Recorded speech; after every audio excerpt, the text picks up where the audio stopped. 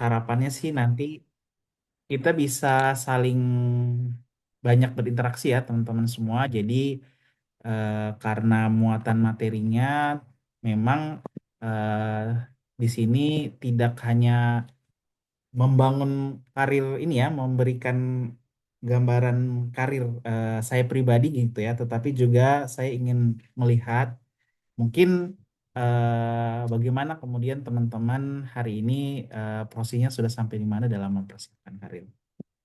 Mungkin yang pertama saya ingin izin eh, share screen dulu ya teman-teman semua. Eh,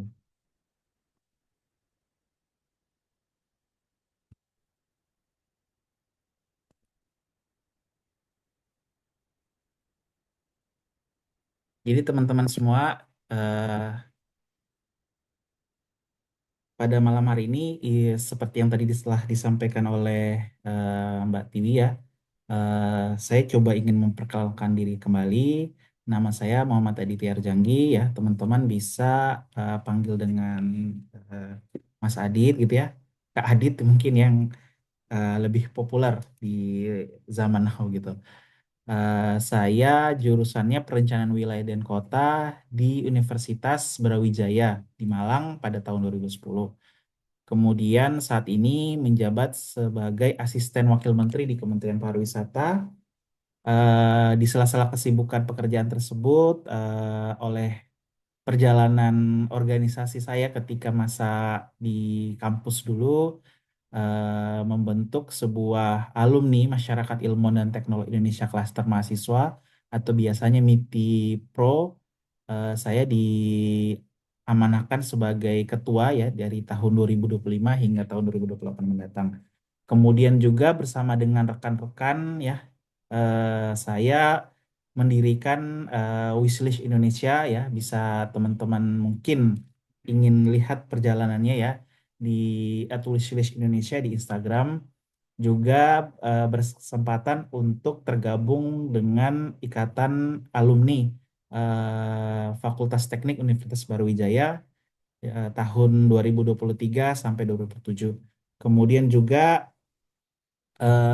tidak hanya Wishlist Indonesia, di salah-salah kesibukan juga saya kemudian bersama rekan-rekan ya, karena benar-benar tertarik dengan isu eh, ini ya, isu karir gitu ya. Saya mendirikan Center and Future Academy, salah satu institusi yang kemudian berfokus pada pengembangan karir dari Naval Foundation. Nah, teman-teman semua, pada malam hari ini izinkan saya untuk sedikit sharing ya, bagaimana kemudian kita eh, mendesain karir future gitu. Jadi di sini saya ingin memfokuskan untuk bagaimana kita membangun eh, portofolio dan karir sejak kuliah. Dan yang ingin saya fokuskan di sini mungkin tidak hanya eh, karir secara nasional gitu ya, tetapi juga mungkin multinasional atau bersifat internasional ya.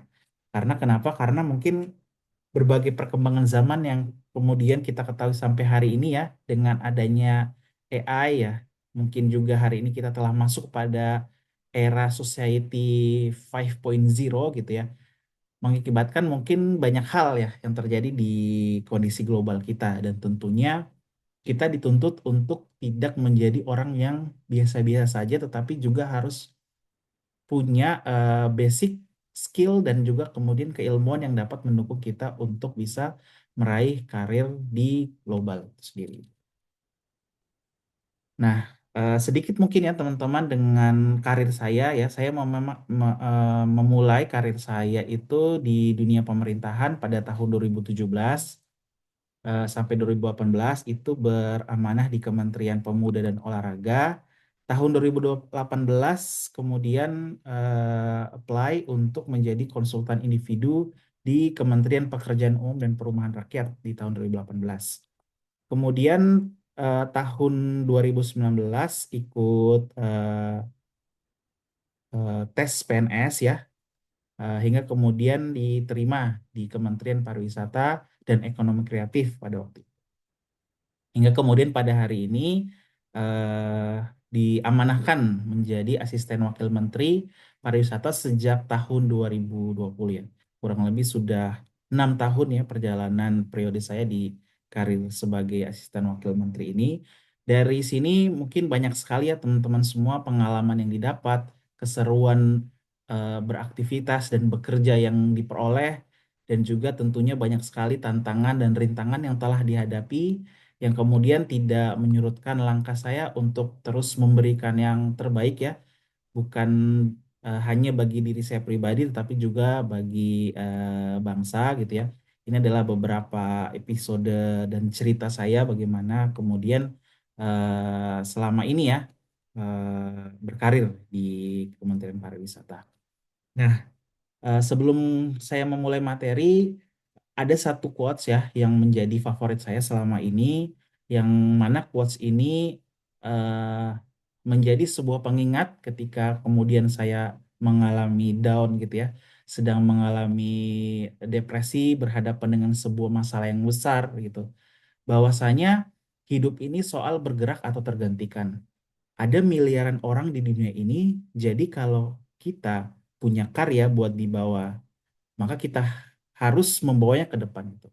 Apabila kemudian kita tidak punya karya gitu ya, maka kita bakalan digantikan ke belakang. Jadi bagi saya hidup ini soal bergerak atau tergantikan. Nah, itulah yang kemudian menjadikan saya selalu memberikan yang terbaik gitu ya ketika diamanahkan menjadi ketua organisasi gitu ya, ketua institusi atau menjadi seorang staf gitu ya, baik itu di organisasi ataupun di tempat kerja gitu ya, selalu motivasinya ingin memberikan yang terbaik dengan terus bergerak ya. Saya yakin kemudian kita tidak akan tergantikan, karena kalau misalkan kita tidak punya keinginan untuk terus bergerak dan keinginan terus untuk bergerak itu dengan karya, maka kita akan tergantikan di belakang. Nah, teman-teman semua, pada kesempatan malam ini saya ingin berbagi ya kepada teman-teman, eh, di mana kemudian mungkin saya bisa menyampaikan, bisa menyimpulkan ya bahwa mungkin teman-teman di sini berada di fase hidup yang menurut saya paling menarik gitu. Jadi yaitu fase ketika pilihan masih sangat luas tetapi arah mulai harus ditentukan, yaitu masa mahasiswa. Jadi yang ingin saya sampaikan adalah yang pertama, know your destination ya. Apa sih sebenarnya yang teman-teman inginkan gitu ya. Kemudian map your opportunities ya. Bagaimana kemudian kita memetakan peluang selama masa studi. Kemudian build your value ya. Bagaimana kemudian kita mengembangkan kompetensi, portofolio dan networking. Kemudian terakhir turn goals into action, yaitu menyusun personal action plan. Nah, jadi bagaimana tujuan yang jelas ya, kemudian memanfaatkan peluang ini eh, ditambah dengan pengembangan kompetensi dan jejaring dapat membantu kita menjalani masa studi secara lebih terarah serta dapat mempersiapkan diri menuju studi lanjut dan karir global. Itu mungkin ya yang ingin saya sampaikan ya pada malam hari. Nanti mohon bantuannya ya Mbak Pratiwi, apabila sudah habis waktunya saya tolong diingatkan. Jadi teman-teman semua mungkin dalam kesempatan yang berbahagia ini ya, saya ingin tahu ya, dan saya ingin minta respon dari teman-teman. Sebenarnya teman-teman semua yang ada di sini, apa sih karir impiannya gitu ya? Boleh mungkin ya teman-teman semua tulis di kolom komentar gitu ya. Jadi nanti saya coba lihat ya, eh, apa saja sih jawaban-jawaban dari itu.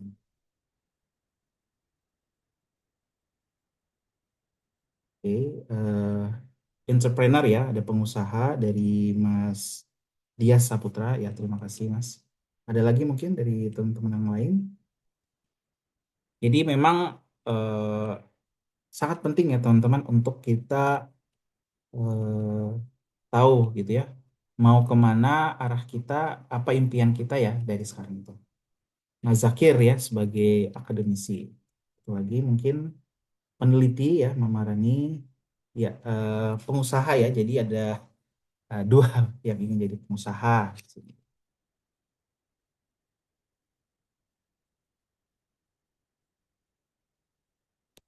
Ya, banyak ya teman-teman. Nah, teman-teman semua gitu ya, berkaitan dengan tadi apa yang telah saya sampaikan gitu ya, bahwasanya ada sebuah studi ya yang telah dikeluarkan ya baru-baru ini di tahun 2024, kemudian 2025 ya dan 2023. Eh, Kesimpulannya adalah karir yang kita bayangkan di masa depan itu berkaitan dengan identitas yang akan kita wujudkan. Nah, jadi pada intinya teman-teman semua, kalau hari ini kemudian ya kita sudah mengetahui kita ingin menjadi apa ya, maka kemudian ke depannya apa yang kemudian kita inginkan tadi mungkin akan lebih mudah untuk kita wujudkan. Gitu. Ini kita melihat ya dari sebuah paper yang judulnya Future Work Self-Salience, A Systematic Review and Future Research Agenda yang dikeluarkan oleh Surenda Babu Taluri bersama teman-temannya pada tahun 2005. Nah, beliau kemudian eh, menggambarkan gitu ya dalam risetnya tersebut bahwasanya eh, gambaran yang jelas tentang siapa yang ingin kita eh, jadi di masa depan melalui pekerjaan dan karir itu merefleksikan harapan, aspirasi, dan identitas yang kita ingin bangun. Jadi, semakin jelas seseorang itu mampu membayangkan dirinya di masa depan, maka semakin besar pula kemungkinan gambaran itu mempengaruhi keputusan dan perilaku karirnya saat ini. Nah, eh, ini menarik ya, karena kita diajarkan tentang istilah future work self gitu ya. Gambaran tentang siapa yang ingin kita menjadi melalui pekerjaan kita di masa depan. Artinya, karir di sini bukan hanya soal di mana kita bekerja atau seberapa besar penghasilan kita, tetapi juga bisa menjadi refleksi dari kehidupan dan identitas yang ingin kita bangun. Nah, jadi eh, paper ini melakukan systematic review terhadap penelitian future work self salience tadi ya, di mana memasukkan 56 artikel yang terdiri dari 63 studi empiris. Jadi kekuatan dari jurnal ini dia merangkum lebih dari satu dekade penelitian mengenai hubungan antara gambaran diri masa depan dan perilaku karir. Jadi pada intinya ya, secara akademis kita bisa mengatakan bahwa karir yang akan kita bayangkan di masa depan berkaitan dengan identitas tentang siapa yang ingin kita capai. Nah, salah satu hal yang menarik juga adalah bahwa di sini eh, ada kondisi current self gitu ya. Ya, artinya kondisi kita saat ini. Kemudian ada sebuah gap ya yang nantinya itu menjadi sebuah future self ya. Nah, gap tersebut itu yang kemudian menjadi sebuah gambaran gitu ya, melihat jarak antara diri kita saat ini sekarang ya dengan yang ke depan yang ingin kita capai gitu. Jadi ketika kita sudah mempunyai sebuah gambaran ingin jadi apa kita ke depan, maka selanjutnya kita tinggal mengisi kekosongan-kekosongan yang ada di gap tadi gitu, yaitu skill apa yang belum saya punya gitu. Kemudian pengalaman apa yang perlu saya cari, siapa yang harus saya kenal gitu, apa yang perlu saya lakukan tahun ini gitu. Jadi dari paper ini ada sebuah namanya teori self regulation, perbandingan antara current self ya, kondisi kita saat ini dengan future self. Inilah yang kemudian dapat mendorong perilaku manusia atau perilaku kita gitu untuk bisa memvalidasi atau membantu kita mendapatkan karir kita di masa depan. Nah, tetapi pada paper ini ada catatan penting gitu. Di sini tidak dituliskan detail ya berapa tahun ke depan kah gitu kita bisa mencapai impian masa depan kita. Nah, namun di sini eh, memberikan pelajaran bahwa kita harus memiliki clear direction gitu ya. Harus fleksibel ya terkait rute atau tujuan kita masa depan. Kemudian yang kedua ada penelitian yang dilakukan oleh Yajuma ya. Ini pada tahun 2024 ya. Jadi judulnya itu Linking Undergraduate Future Work Self and Employability. Jadi eh, penelitian pada mahasiswa ini menemukan bahwa gambaran diri di dunia kerja masa depan berhubungan dengan tindakan yang kita lakukan sejak sekarang gitu. Jadi ini menguatkan ya paper sebelumnya ya, di mana paper ini dia melakukan eksperimen terhadap 61 mahasiswa, kemudian peserta itu secara acak ya ditempatkan pada kondisi high future work self atau low future work self ya. Jadi ditempatkan pada mana saja mungkin ya ruangan yang di dalamnya itu punya tingkat meraih cita-cita masa depan lebih tinggi dan satunya mungkin lebih rendah gitu. Kemudian pada studi ini gitu ya, kalau tadi ada teori self regulation ya, current self dan future self. Nah, di sini kemudian ada namanya future work self, kemudian perceived employability gitu. Jadi dengan mengetahui kondisi pekerjaan yang akan dituju di masa depan gitu ya, dia menghitung berapa persen atau berapa persentasi orang akan diterima ya di pekerjaan tersebut gitu. Dan di sini memberikan angka 61% gitu ya. Karena ratanya 0,61 ya. Koefisiennya 0,61 dipresentasikan 61% bahwa kemungkinan seseorang ya yang membayangkan dirinya di dunia kerja masa depan semakin tinggi dirinya untuk kemudian bisa diterima di pekerjaan yang dibayangkan. Jadi di sini juga mengajarkan bagaimana kemudian kita harus melakukan career exploration. Jadi tidak hanya melakukan browsing lowongan gitu ya, tetapi juga eh, harus memahami diri sendiri sekaligus lingkungan pekerja di masa mendatang nanti. Jadi selain tadi ya, kalau misalkan tadi kita mengetahui current self and future self, di sini malah ada eh, namanya career exploration gitu ya. Nah, jadi di sini sebuah penelitian ini gitu ya ingin menunjukkan sebuah hubungan yang positif antara memiliki sebuah cita-cita untuk pekerjaan kita di masa depan dengan peluang untuk kemudian diterima gitu ya di tempat pekerjaan tersebut gitu.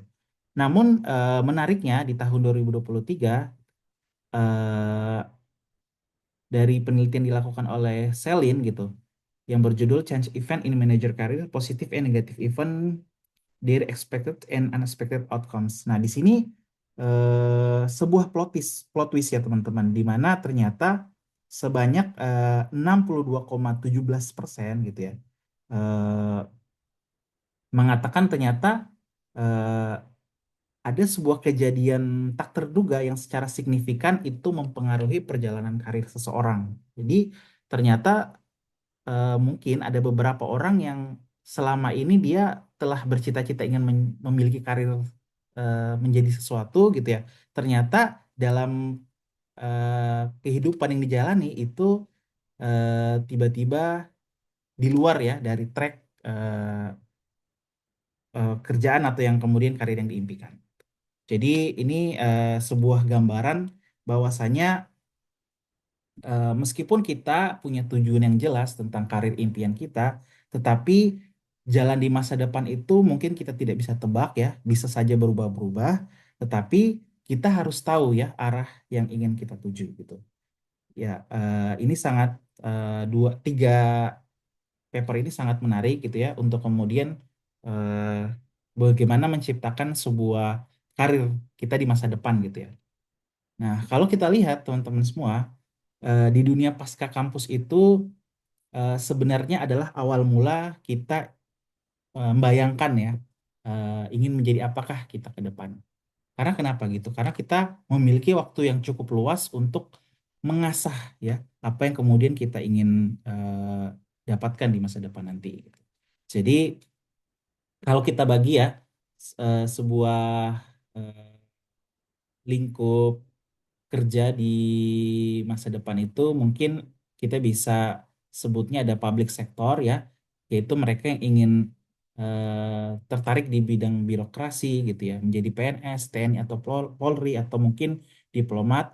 Yang kemudian ada private sector ya, ada para profesional ya, kemudian pengusaha, kemudian dokter, konsultan, akademisi dan dosen gitu ya.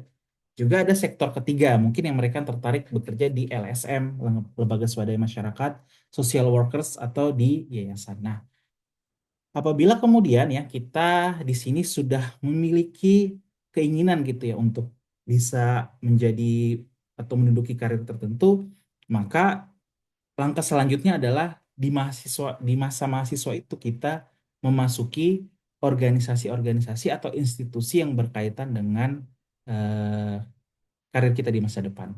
Contohnya, apabila kita ingin menjadi seorang profesional ya atau berada di private sector, maka selagi mahasiswa mungkin kita bisa menjejaki organisasi profesi mahasiswa. Kemudian ketika kita lulus, kita bisa mendaftar asosiasi profesi. Kemudian apabila tadi ya banyak yang mengatakan ingin menjadi pengusaha atau entrepreneur, maka untuk mengembangkan intuisi bisnis kita ya, maka bisa masuk ke institusi bisnis mahasiswa, gitu. Kemudian tergabung dengan asosiasi pengusaha. Ini sangat penting karena apabila kita ingin menjadi pengusaha, link antar sesama pengusaha itu dapat memberikan gambaran eh, kinerja atau kerja ya di lingkungan pengusaha. Apabila kemudian kita ingin menjadi ilmuwan ya, akademisi, kemudian ASN birokrat, maka sedari di kampus ya, maka kita ikuti adalah institusi riset mahasiswa. Kemudian nantinya mungkin eh, melanjutkan ya, melanjutkan sarjana, melanjutkan di eh, magister gitu ya, atau kemudian di lingkup doktoral gitu ya. Nah, ini yang menarik ya teman-teman semua. Kalau misalkan kita ingin menjadi ASN gitu ya, ASN itu adalah sebuah karir yang eh, panjang jalannya gitu.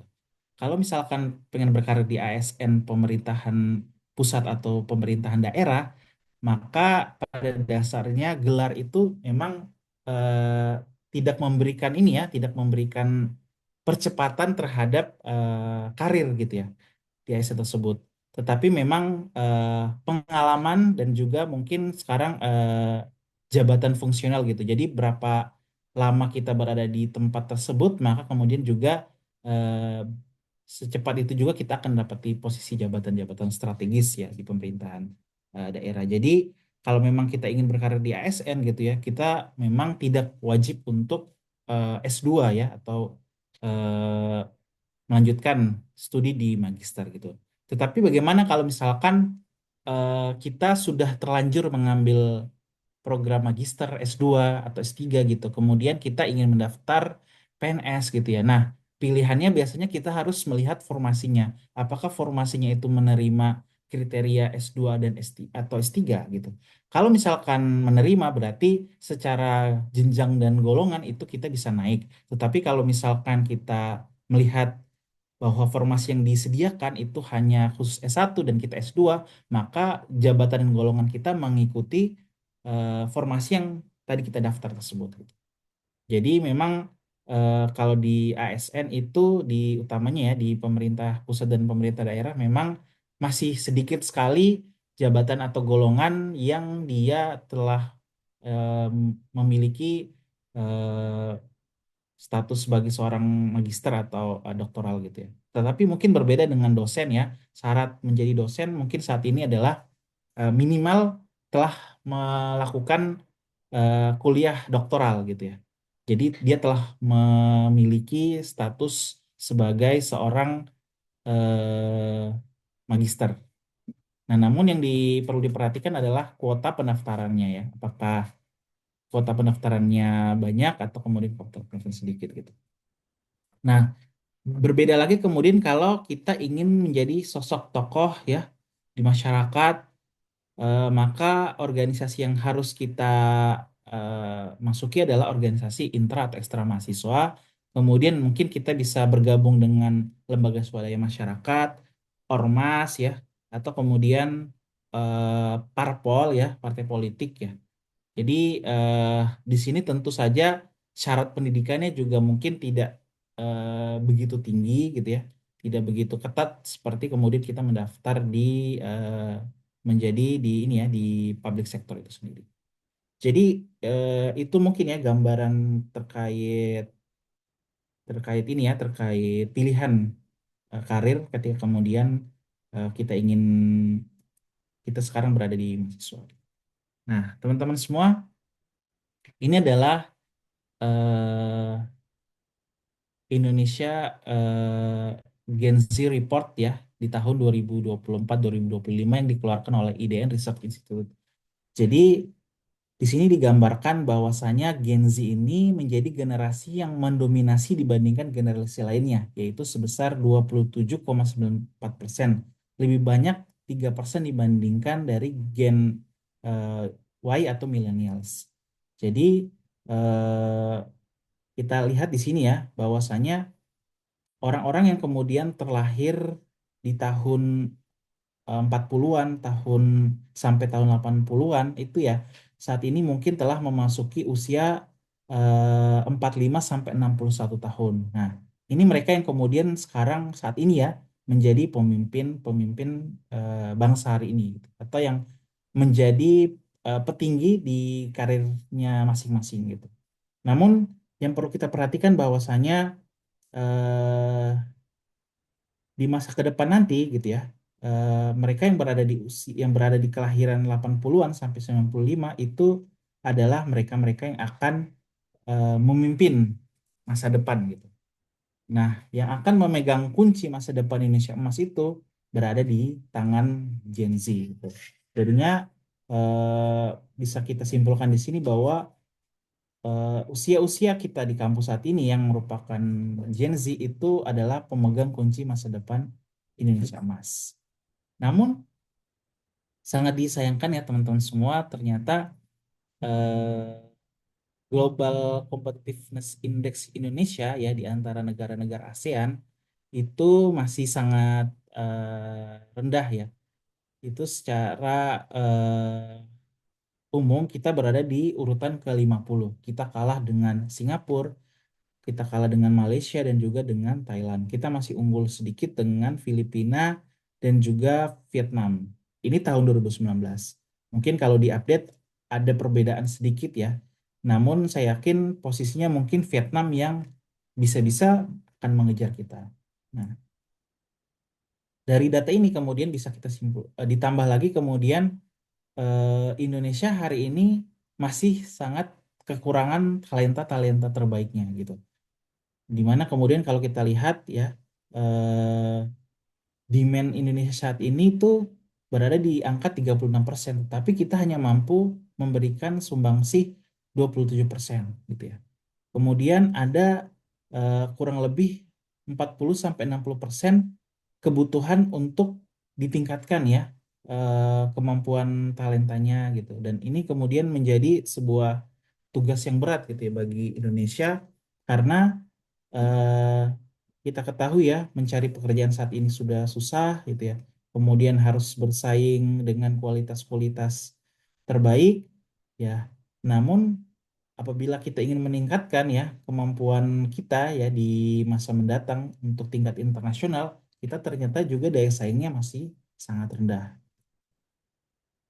Ditambah lagi kemudian ini tadi yang saya sampaikan bahwa dalam 5 tahun terakhir ya jumlah pengangguran Indonesia itu memang menunjukkan penurunan, tetapi memang masih eh, cukup tinggi ya angkanya ya, di angka 7,24 juta orang. Nah, olehnya itu teman-teman semua, ya sebagai mahasiswa di sini gitu ya, kita perlu untuk memanfaatkan momentum bonus demografi ya, agar momentum bonus demografi ini apa? Jadi di tahun 2020 2030 ya, diperkirakan total millennials itu akan mencapai 70% dari total populasi. Di mana usia 15 sampai 64 tahun ini kan adalah masa-masa kita aktif untuk bekerja gitu ya.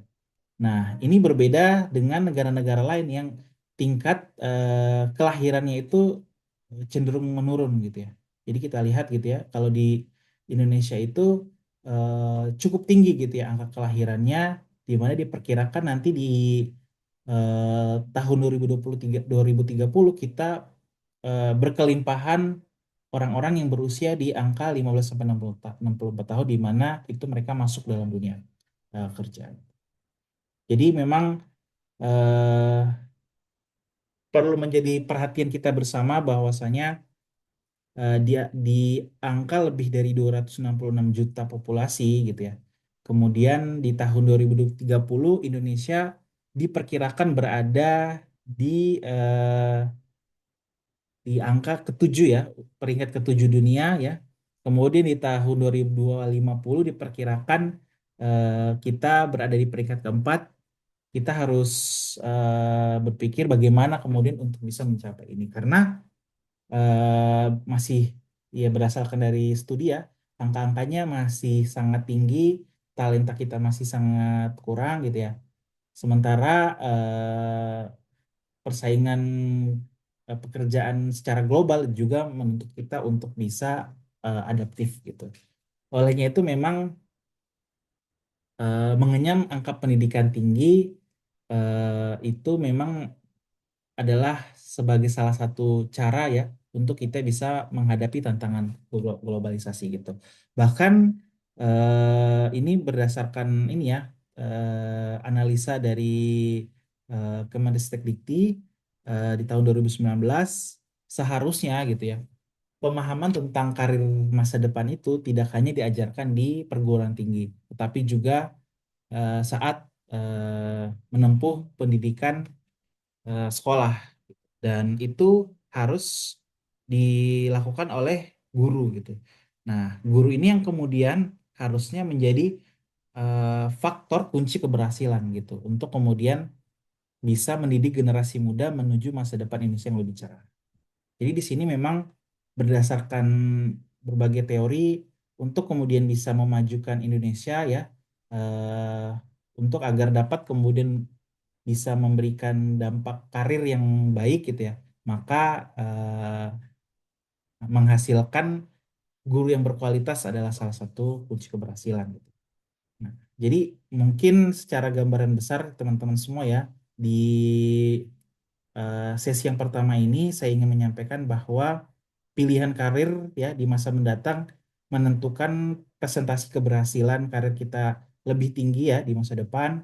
Kemudian juga eh, dalam kondisi globalisasi yang tidak menentu ini, Indonesia akan menghadapi era bonus demografi, di mana nantinya ke depan Gen Z yang akan menjadi pemimpin. Maka sudah seharusnya mungkin para Gen Z yang hari ini mungkin mengalami dunia ini ya, mengalami dunia pendidikan bangku perkuliahan, harusnya sudah banyak gitu ya hal-hal yang kemudian bisa diperoleh atau dipelajari. Kemudian yang ketiga, memang guru menjadi salah satu faktor kunci keberhasilan dalam melahirkan generasi-generasi muda kita yang lebih cerah.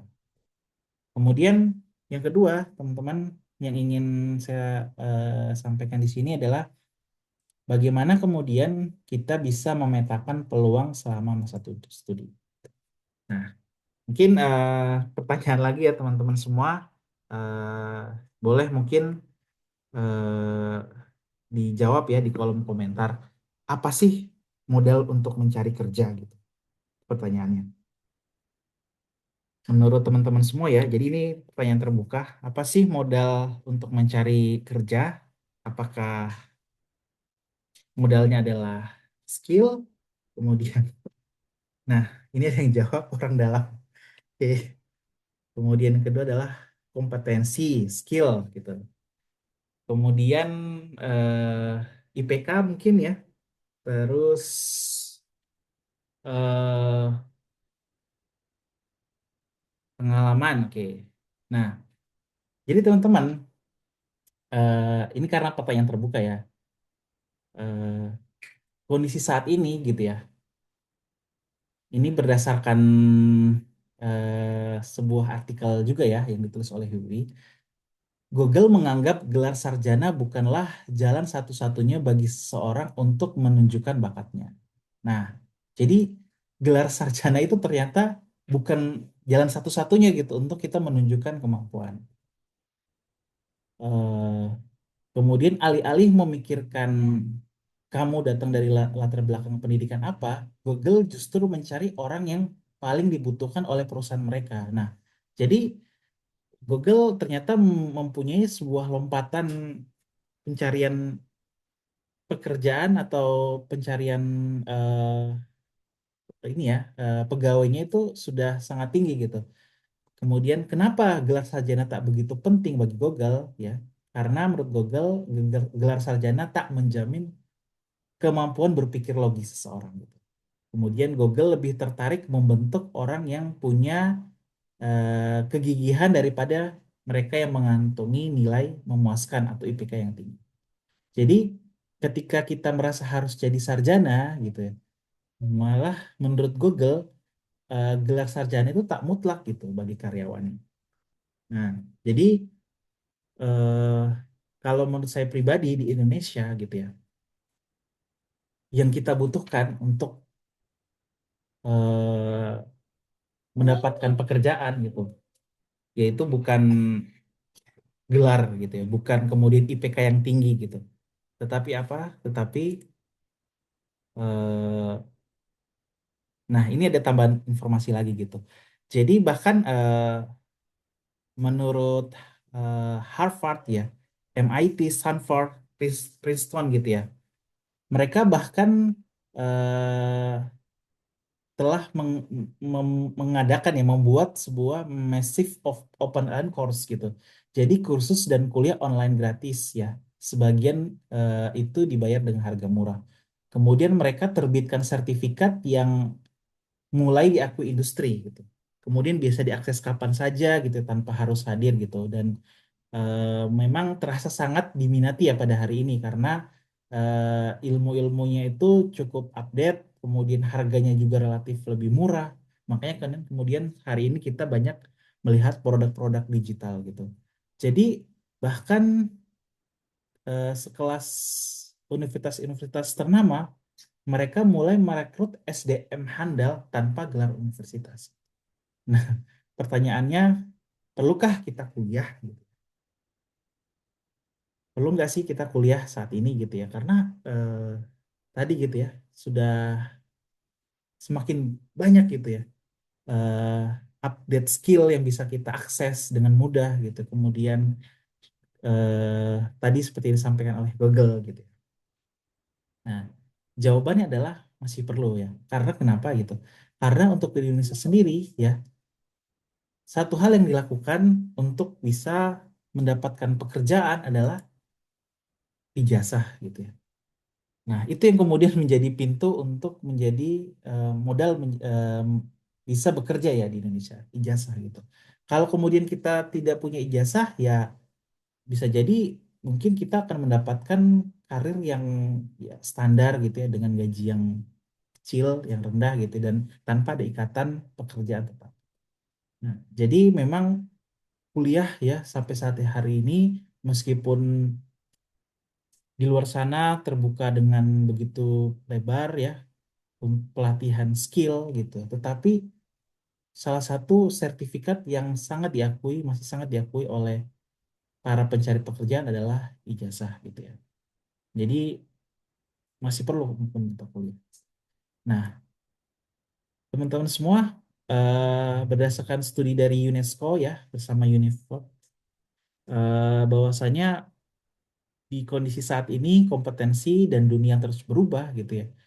Tadi ya saya setuju bahwa skill ya, tapi skill tanpa ijazah mungkin juga akan eh, tidak diakui gitu ya. Bahwa selain ijazah yang perlu kita punyai adalah technical skill gitu ya, yaitu keahlian teknis sesuai bidang dan kebutuhan industri, gitu. Kemudian yang kedua adalah transversal skills. Jadi yaitu kemampuan untuk memecahkan masalah gitu. Kemudian berpikir kritis ya, kreativitas, kerjasama dan berkomunikasi gitu. Tentu saja kita saat ini banyak ya ngelihat di media sosial bagaimana kemudian pertanyaan-pertanyaan dari HRD itu bersifat mungkin tidak masuk akal. Misalkan kalau rumah kita ya berada di Bandung gitu. Kemudian kita hari ini ya mendaftar pekerja di Jakarta, berapa banyak jumlah kendaraan yang kita lewati, gitu, yang kita lalui ya, kita lihat gitu. Nah, pertanyaan-pertanyaan tersebut kan secara logis memang kalau untuk menghitung tidak memungkinkan gitu ya. Tetapi di sini kita butuh critical thinking gitu ya untuk bisa menjawab pertanyaan-pertanyaan tersebut gitu ya. Maka memang skill ini yang kemudian perlu kita punya ya, perlu kita miliki gitu. Dan untuk membangun transversal skill ini gitu ya, itu tidak dilatih di dunia kampus gitu, tetapi di dunia organisasi, di institusi, di masyarakat gitu ya.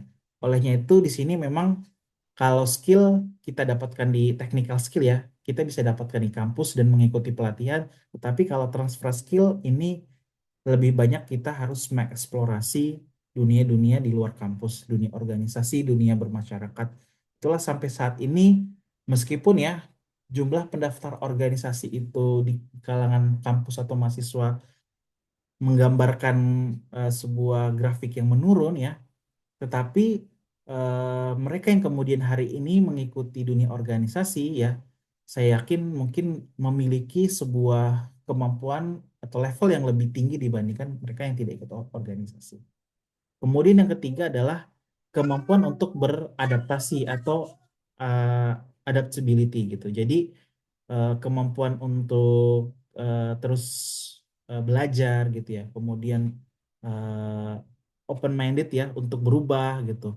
Kemudian belajar sesuatu yang mungkin belum pernah dikerjakan gitu. Jadi kondisi psikologikal eh, pegawai hari ini gitu ya, karena didasarkan dari banyaknya generasi Z itu mungkin sangat susah gitu ya apabila pemimpinnya itu kaku, kemudian tidak bisa mengakomodir ya keinginan-keinginan pribadinya sehingga kemudian banyak yang cepat resign gitu ya. Nah, sebenarnya hal tersebut mungkin ya bisa kita pelajari gitu ya, bisa kita atasi dengan kemudian belajar untuk beradaptasi gitu ya di dunia kerja. Dan saya juga pribadi merasakan bahwa ketika kita masuk ke dunia kerja itu semua yang kita pelajari di kampus itu memang eh, mungkin hanya sekitar 10-20% gitu. Ya sisanya memang kita harus belajar kembali gitu. Jadi memang kita harus keep learning ya, never stop learning gitu, teman-teman.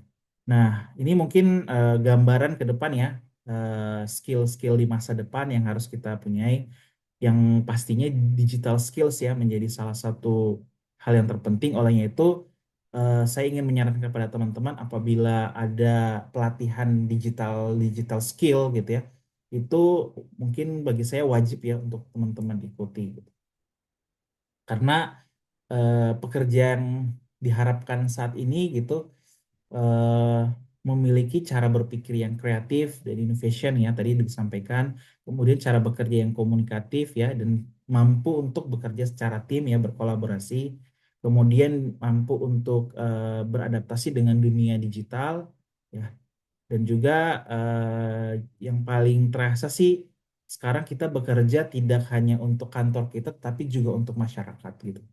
Di pemerintahan sendiri memang sangat terasa saat ini ya trust isunya semakin besar ya, karena mungkin jujur ya, di dunia pemerintahan itu masih cukup banyak mereka yang berada di kalangan generasi-generasi baby boomers gitu ya, orang-orang yang mungkin tidak adapt terhadap teknologi dan media sosial gitu, sehingga jarang untuk kemudian memberikan update ya pekerjaannya di dunia maya gitu. Nah, apabila mereka yang adaptable ya terhadap perkembangan zaman sekarang, maka mereka harusnya sadar ya bahwa sekarang kinerja kita itu juga bisa ditentukan oleh netizen gitu, oleh dunia maya gitu. Makanya itu kita harus punya. Nah, suatu hari nanti kemudian ke depan dengan memanfaatkan big data, AI, robotik yang diintegrasikan dalam berbagai aspek kehidupan ya, ini nantinya akan dapat mendukung pelayanan dan kenyamanan hidup manusia secara berkelanjutan. Ini menggambarkan bahwa digital skill ya wajib kita punyai saat ini, dan ini merupakan salah satu kunci untuk mendukung layanan dan kenyamanan hidup kita ya ke depannya. Nah, bagaimana dengan eh, mereka yang kemudian tidak beradaptasi dengan dunia digital? Jadi mungkin ini adalah sebuah cerita yang lama ya, di tahun 2010 eh, kita bisa menyebutnya dengan era disrupsi teknologi. Bagaimana kendaraan seperti Uber, Grab, Gojek ya, itu kan mereka perusahaan yang mungkin ya tidak punya kendaraan gitu, tetapi bisa menjadi salah satu perusahaan transportasi terbesar gitu. Kemudian Facebook, Instagram, mereka mungkin saat ini nggak punya konten gitu, tetapi bisa menjadi perusahaan media paling populer ya. Kemudian ada Alibaba Group gitu ya, atau mungkin Amazon gitu ya. Itu merupakan salah satu retailer terbesar yang mereka nggak punya barangnya, nggak punya inventorinya gitu. Kemudian ada Airbnb ya. Jadi Airbnb ini eh, akomodasi terbesar di dunia yang bahkan mereka nggak punya propertinya, gitu. Dan itu kemudian memberikan dampak disrupsi atau mematikan perusahaan-perusahaan yang tidak beradaptasi terhadap digital skill. Hingga kemudian ya mereka yang terlambat merespon ya seperti Nokia gitu, kemudian kamera eh, seperti yang menggunakan film ya Kodak gitu ya, juga merek salah satu smartphone BlackBerry gitu yang akhirnya harus kandas di tengah jalan. Karena iya, berdasarkan data yang dikelola oleh Financial Times gitu ya.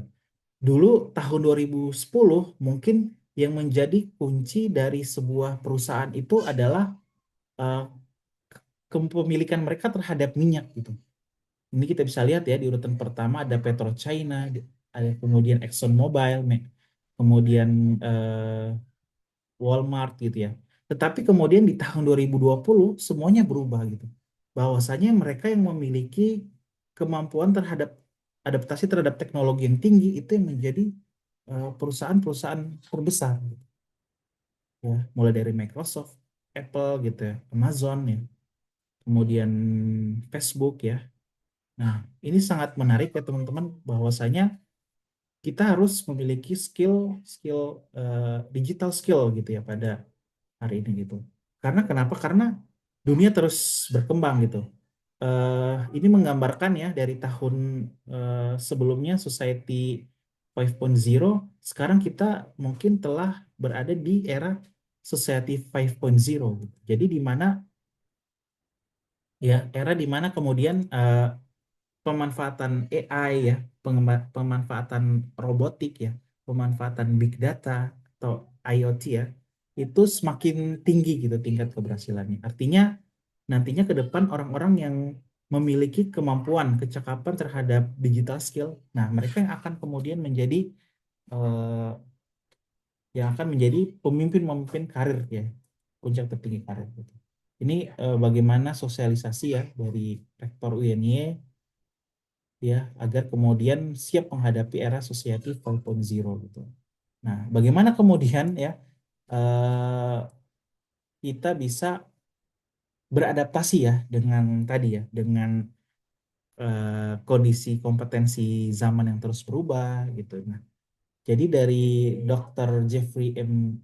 Jeff gitu ya, bahwasanya untuk dapat beradaptasi ya dengan namanya tadi ya gelombang-gelombang baik itu 5.0 kemudian 5 eh, kemudian nantinya mungkin ada yang baru gitu ya, adalah ya mampu untuk menangkap gelombang selanjutnya dan siap gitu ya untuk berselancar.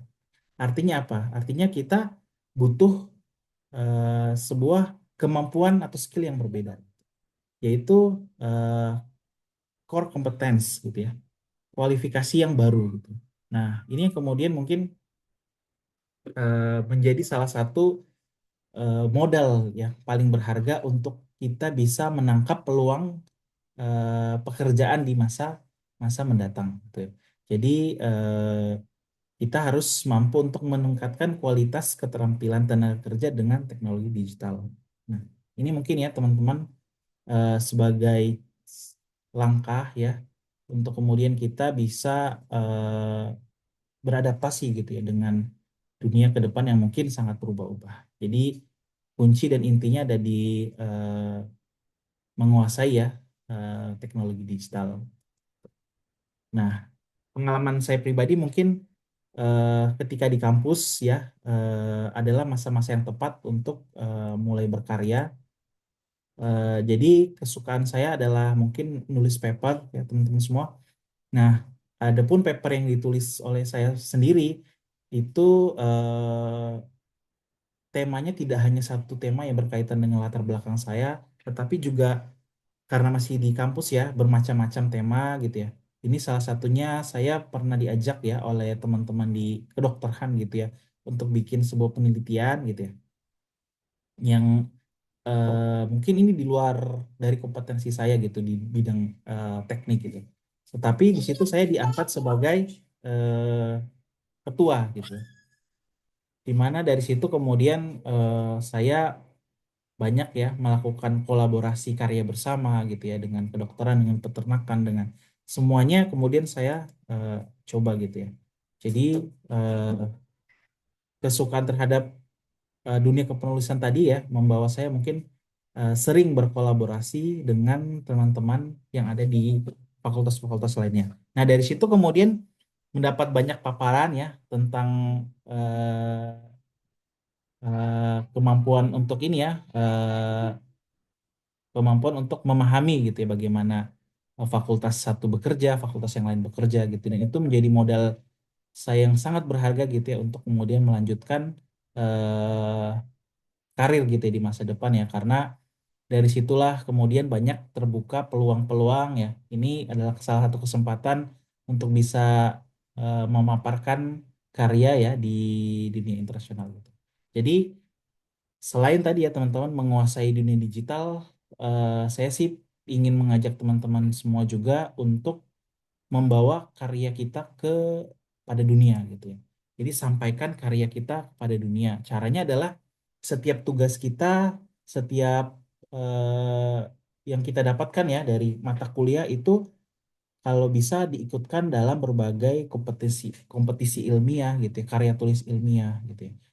Eh, Kemudian ditranslatekan gitu ya ke dalam bahasa Inggris gitu, dan kemudian sampaikan gitu ya karya kita pada dunia gitu. Nah, dari situlah kemudian saya pribadi meyakini eh, seberapa tinggi karir yang kita impikan pasti akan sangat mudah karena kita telah berhasil menaklukkan dunia.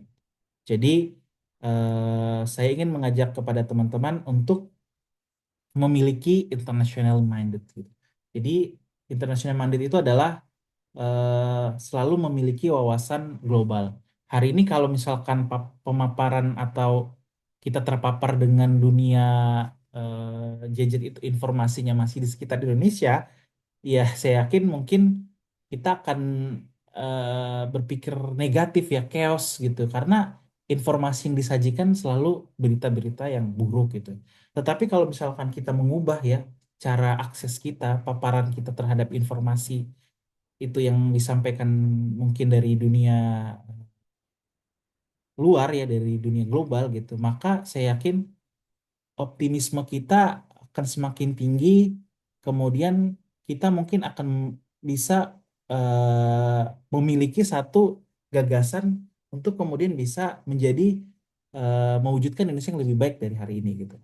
Jadi eh, daripada kemudian ya kita scroll-scroll berita pada hari ini informasinya tonnya semua negatif ya, ya baiknya kemudian kita mengubah ya, jadi lebih banyak mendapatkan paparan-paparan dari dunia luar yang lebih memberikan kita optimisme yang tinggi gitu, memberikan kita wawasan yang lebih luas sehingga kemudian nantinya mungkin ke depan kita tidak ingin bekerja di Indonesia gitu, tetapi juga ingin punya karir gitu ya di dunia internasional. Nah, itu yang kemudian terjadi ya sama teman saya di sini namanya Elmo gitu ya. Eh, Waktu itu kita sama-sama ya membawa paper ini menjadi sebuah karya, kemudian kita presentasikan ke Jepang. Nah, di sana kemudian dia tertarik ya dengan risetnya, eh, dengan dunia akademisinya yang tinggi gitu. Sehingga kemudian hari ini menjadi doktoral gitu ya di eh, Kyoto University gitu ya. eh, Bahkan melanjutkan postdoktoralnya gitu dan mungkin masih meskipun banyak tawaran ya dari BRIN untuk kembali ke Indonesia, dia lebih memilih untuk melanjutkan karir di luar negeri gitu. Ya memang kalau secara hitungan gaji mungkin jauh lebih besar ya, 2 digit ya, 50-an ke atas, tetapi secara hidup mungkin mungkin bisa habis ya angka tersebut. Jadi ketika kita miliki wawasan global gitu ya, kita tidak bertanya lagi tentang berapa gaji kita gitu, tetapi memang lebih fokus kepada skill apa yang ingin kita dapatkan gitu di dunia. Nah, ini mungkin sesi saya yang terakhir ya teman-teman. Sebagai gambaran langkah kecil ya, step terakhir untuk bisa menjadi pembelajaran bagi kita bersama bagaimana sih menyiapkan eh, karir ke depan gitu ya.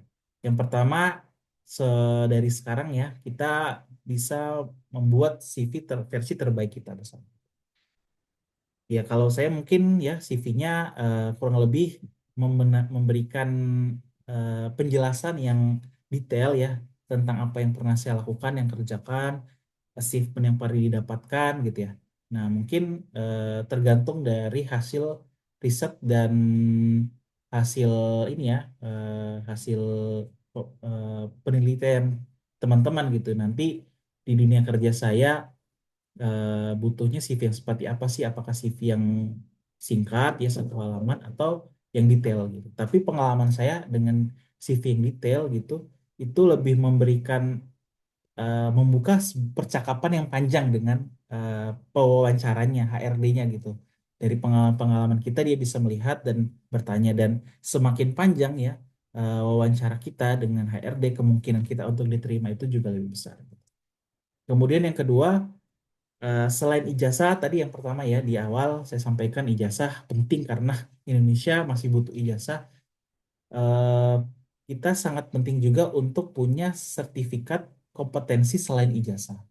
Nah, karena tadi ya, seperti yang disampaikan, perusahaan besar seperti Google, Apple, IBM itu tidak lagi membutuhkan pelamar dengan gelar sarjana, tetapi mereka lebih mementingkan orang-orang yang memiliki pengalaman mengikuti pelatihan. Jadi dari sekarang itu ya, kita mulai untuk bisa melihat ya, mana sertifikat-sertifikat selain ijazah yang mungkin cukup penting gitu ya. Nah, bagi saya mungkin sertifikat selain ijazah yang cukup penting yang pertama sertifikat bahasa ya, utamanya bahasa Inggris gitu. Nah, mungkin perbedaan kita dengan mereka yang hari ini berkarir di perusahaan-perusahaan multinasional ya yang ada di eh, Big Three ya gitu ya. Itu adalah kemampuan bahasa kita gitu. Kalau misalkan hari ini kita hanya punya kemampuan bahasa Indonesia saja gitu ya, itu mungkin akan kalah dengan mereka. Tapi apabila kita sudah mempunyai kemampuan bilingual yang baik ya, kemampuan selain bahasa ibu, selain bahasa Indonesia itu peluang kita untuk dapat bekerja itu semakin tinggi dan semakin diterima oleh perusahaan-perusahaan besar.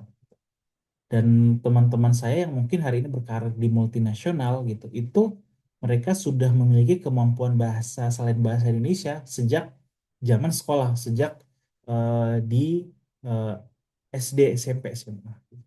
Nah, mungkin di sini kita kemampuan bahasa Inggrisnya baru terlatih, baru difokuskan ketika kita kuliah gitu. Nah, sejujurnya itu memang eh, salah satu langkah yang mungkin bagus, tapi memang di saya mengakuinya cukup terlambat gitu ya. Jadi semakin baik ya, semakin baik kita memiliki kemampuan bahasa yang dibuktikan dengan sertifikatnya, semakin tinggi kemudian peluang kita untuk diterima bekerja di perusahaan-perusahaan besar. Kemudian find your passion ya. Jadi sertifikat selain sertifikat kompetensi, saya juga ingin mengajak teman-teman untuk memiliki sertifikat yang berkaitan dengan passion kita. Tuh. Eh, saya mengaku ya bahwa pekerjaan yang paling menyenangkan di dunia adalah hobi yang dibayar.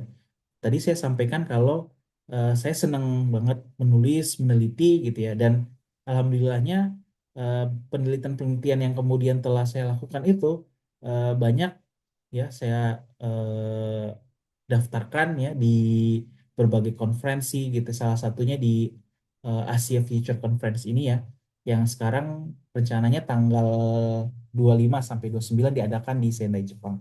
Ini alhamdulillah saya mendapatkan scholarship juga ke sana ya. Jadi insya Allah Senin depan akan berangkat ke sana gitu. Jadi eh, memiliki sebuah hobi gitu ya, yang kemudian itu dibayar itu eh, mengurangi stressful ketika kemudian kita bekerja gitu. Jadi mungkin teman-teman di sini ya yang menyukai fotografi, kemudian mungkin menyukai olahraga gitu ya.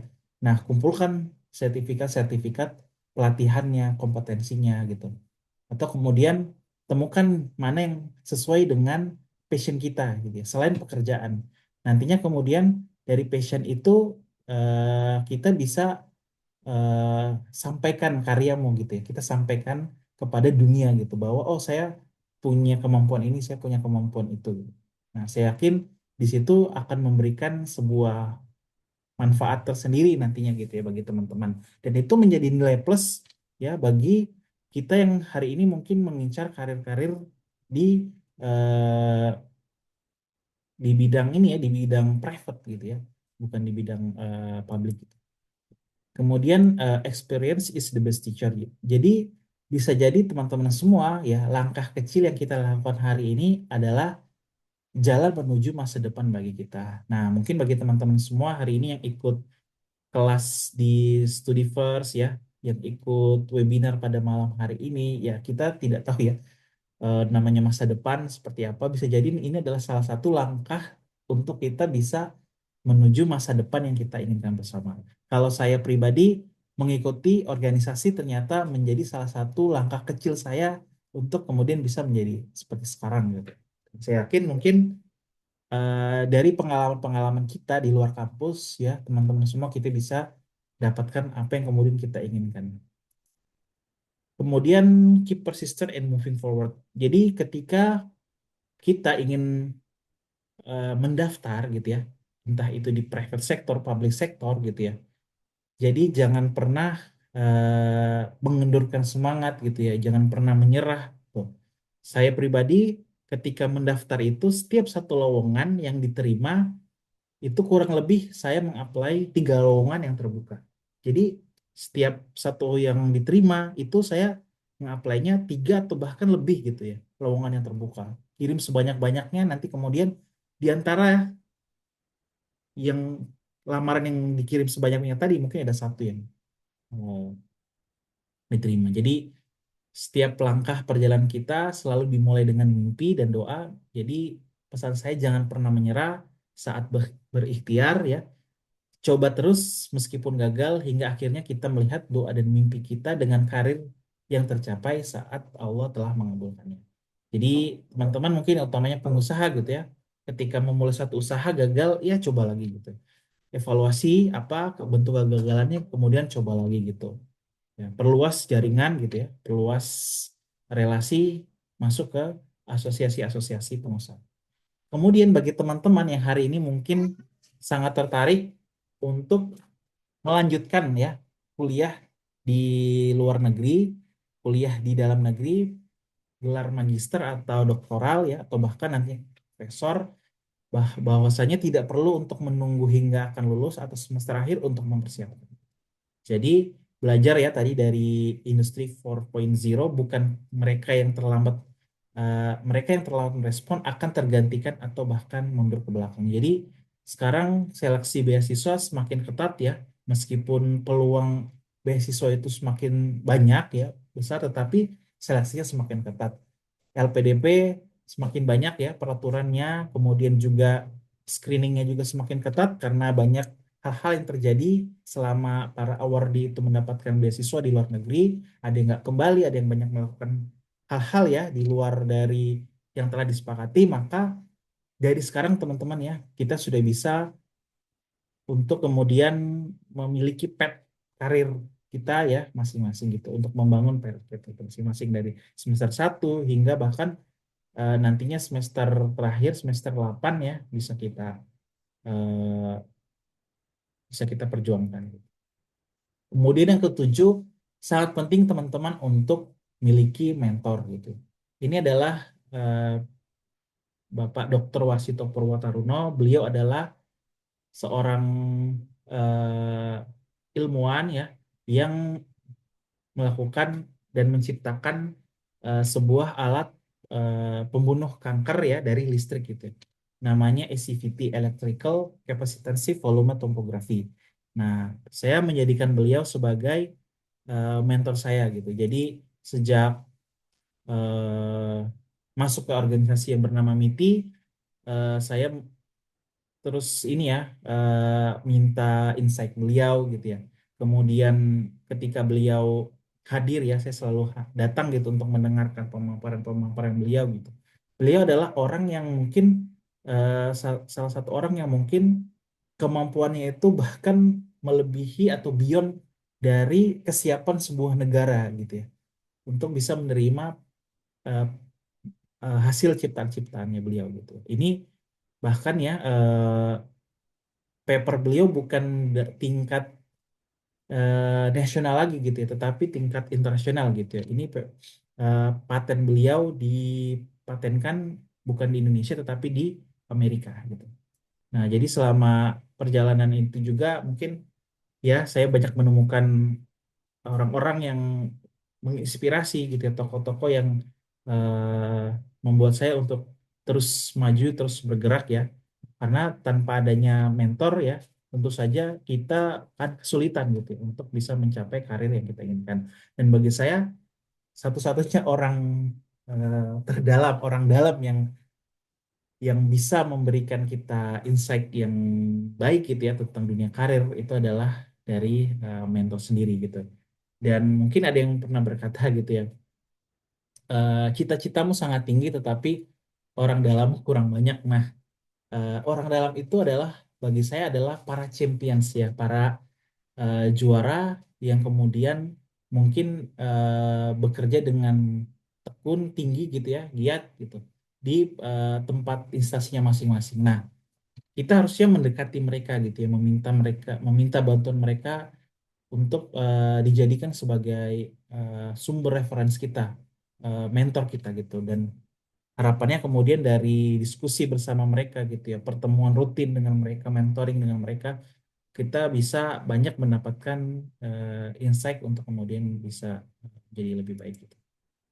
Ya, ini bersama Pak Wasito tadi gitu ya, mulai dari tahun 2017 bertemu hingga 2025 kemarin gitu ya. Dari bersama beliau banyak ya dikenalkan dengan para ilmuwan-ilmuwan lainnya gitu ya. Jadi dan banyak lingkungan-lingkungan yang baru gitu. Jadi sungguh beruntung gitu. Nah, apabila kita telah berusaha ya teman-teman semua, ikhtiar kita sudah lakukan gitu ya. Ya memang senjata terakhir kita adalah meminta doa orang tua. Jadi saya pribadi memang tidak pernah takut ya menghadapi dunia karena tahu bahwa ibu saya senantiasa mendoakan tiap malam. Jadi minta restu dari orang tua ya, minta doa dari orang tua apabila kita menginginkan sebuah karir atau posisi tertentu. Dan saya yakin doa yang paling dikabulkan, diijabah, ya diterima itu adalah doa dari orang tua untuk anak. Jadi mungkin secara kesimpulan ya teman-teman, selama kita di kampus ya, selama di mahasiswa, apabila kita ingin mendapatkan atau meraih karir impian ya, kita mempersiapkan sertifikat ya, ijazah, keahlian tertentu dan sertifikat profesi, kemudian mengembangkan bakat dan minat untuk dijadikan prestasi sehingga menjadi passion. Mulai dari sekarang bangun hubungan dengan jejaring senior alumni dan tokoh-tokoh yang menginspirasi. Mungkin itu saja ya pada malam hari ini yang bisa saya bagikan ya sebagai bagian dari perjalanan insight karir ya yang dilaksanakan oleh Studiverse ya pada malam hari ini. Besar harapan saya mungkin kita bisa pertajam ya, kita bisa elaborasi lagi lebih dalam ya dengan diskusi-diskusi dan pertanyaan dari teman-teman semua sangat membantu menjadi feedback saya untuk pemaparan materi pada malam ini. Mungkin demikian lebih dan kurangnya mohon dimaafkan. Bila taufiq wal hidayah. Wassalamualaikum warahmatullahi wabarakatuh. Saya kembalikan kepada Mbak Pratiwi selaku moderator. Terima kasih. Baik, terima kasih. Ya, dari apa yang telah disampaikan oleh Pak Aditya, kita bisa melihat bahwa mempersiapkan masa depan itu tidak hanya tentang memiliki tujuan, tapi juga memahami kemana kita ingin melangkah, kemudian mengenai berbagai peluang yang ada, kemudian membangun juga kompetensi, pengalaman. Kemudian yang tidak kalah penting juga untuk mengubah tujuan tersebut jadi langkah yang nyata.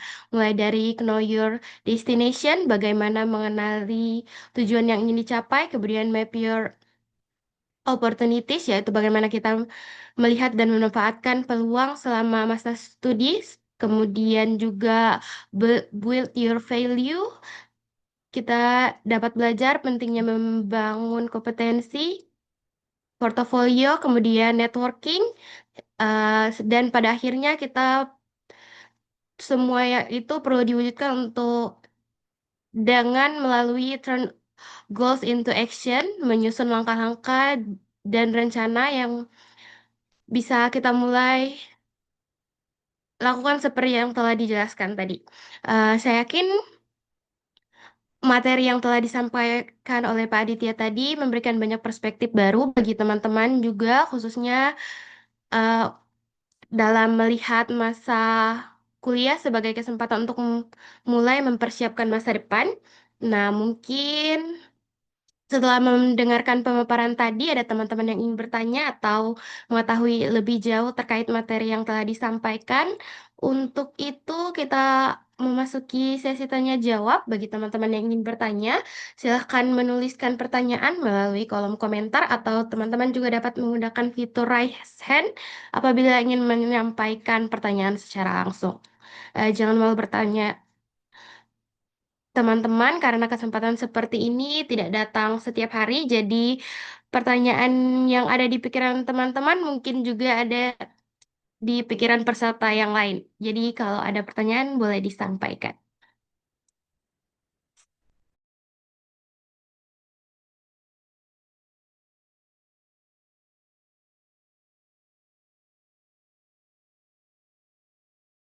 Nah, baik, kita sudah mendapatkan pertanyaan pertama dari Kak Dia Saputra.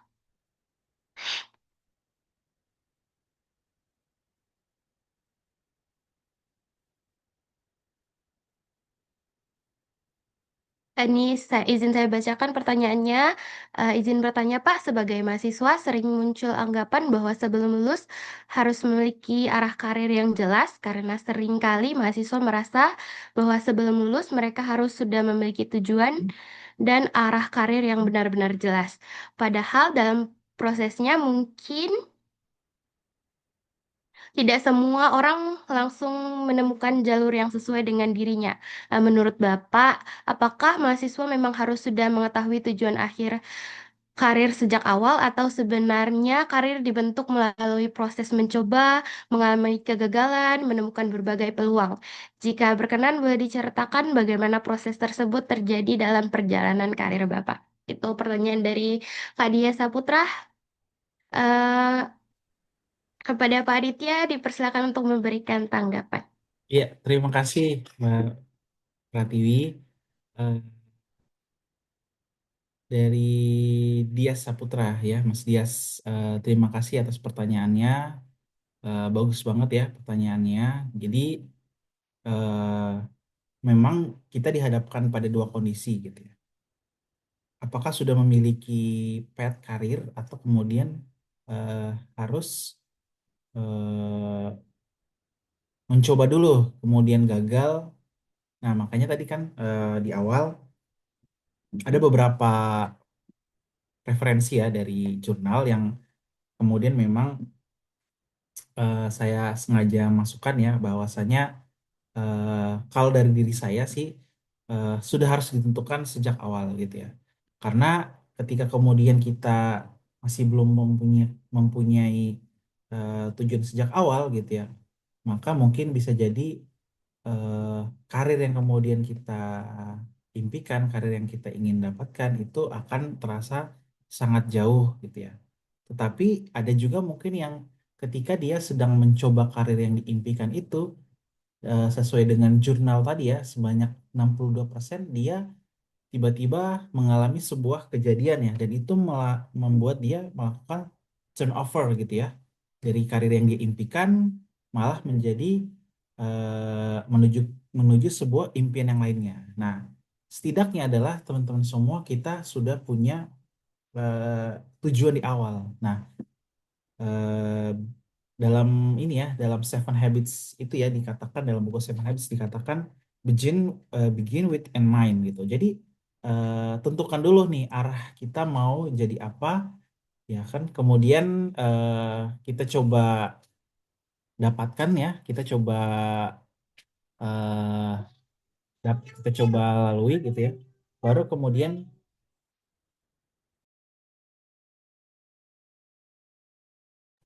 kita coba dapatkan, baru kemudian kita bisa kalau memang terjadi kegagalan, baru kemudian kita coba rubah gitu ya.